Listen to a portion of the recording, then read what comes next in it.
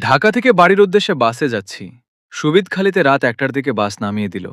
এরপর একটি রিকশায় আরেকজনের সঙ্গে বেতাকি পর্যন্ত এলাম।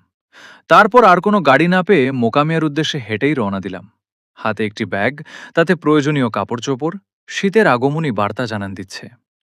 রাস্তার দুই পাশে ধান ক্ষেত, শিশির পড়তে শুরু করেছে। নিস্তব্ধ রাস্তা ধরে হাঁটতে হাঁটতে বটতলা পার হয়ে ছোট বটতলা পর্যন্ত এলাম। কিঞ্চিত ক্ষুধা লেগেছে। মনে মনে এবার এক কাপ চা খাওয়ার ইচ্ছা জাগছে। হঠাৎ দেখি ছোট্ট একটি দোকান। এক মুরব্বী বিস্কুট চা নিয়ে বসে আছেন।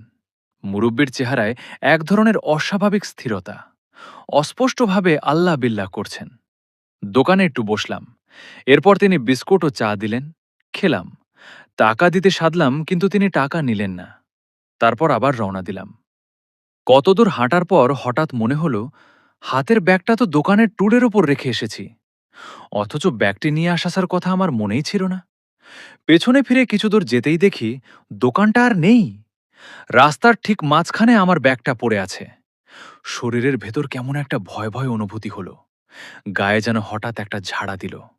তারপর ব্যাগটা নিয়ে দ্রুত সেখান থেকে বাড়ির উদ্দেশ্যে রওনা দিলাম। শেষ পর্যন্ত বাড়িতে পৌঁছালাম। এরপর টানা কমপক্ষে ৩ দিন জ্বরে ভুগলাম। এখনও ঘটনাটা মনে পড়লে প্রশ্ন জাগে, সেদিন রাতে আসলে কি ঘটেছিল? এটা কি নিছক মনের ভ্রান্তি, রাতের নিস্তব্ধতা ও ক্লান্তির কারণে ঘটে যাওয়া কোনো অস্বাভাবিক অনুভূতি, নাকি জিন জাতির কোনো বিষয়ের সঙ্গে এর সম্পর্ক থাকতে পারে? আমি নিশ্চিত নই। শুধু সেই রাতের ঘটনাটা আজও আমার কাছে রহস্যময় মনে হয়। আপনার ধারণা কি হতে পারে, কমেন্টে জানাতে পারেন।